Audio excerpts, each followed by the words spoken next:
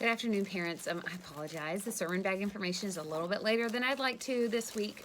But the sermon bags will be, if you are coming in person, you will check in with the registration hosts, and then as you move into the foyer, you'll see two tables kind of set up in the middle of the room that have the sermon bags, and these are for the kids. This bag video is going to be for the 8+, like our late elementary bags. And I do want to let you know, I mean, even if you have an older kiddo, these activities are still really appropriate. So I encourage you still to take one, even if maybe they feel like, they're not in elementary school, they're in middle school. Like it's still okay, it still applies.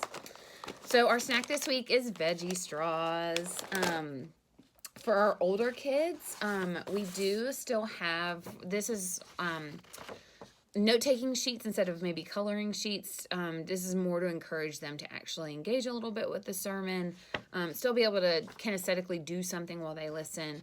And I started including like listening sheets, and so you can see like it's a pyramid, and they're gonna fill out if they have a word that has one letter, a word that's 2 letters, a word that's 3 letters, and they're gonna see if they can fill out all the spots. So they're listening for words that have different length. Again, just a fun way to encourage them to really listen and engage with the actual sermon. The object lesson for this week is actually same for all the ages. I feel like this activity was simple enough to speak to the really young ones, but also complex enough where your older kids are still going to have questions and engage with it. So the writing utensil for this week, again, is going to be the stackable crayons, and they work also kind of like building blocks. You can put them together in different shapes like you would maybe a Lego.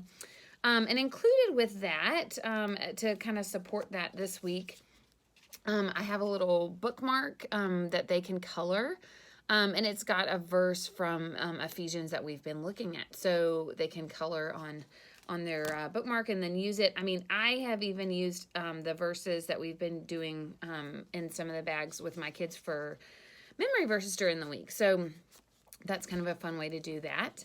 You can stick it in the book that they're reading. And then the fidget for this week is a Rubik's Cube. So it's a simpler one. It's 3 by 3. But just something, again, to keep their hands busy while they actually listen to the sermon. Let me know if you have any questions about that, and I will see you Sunday.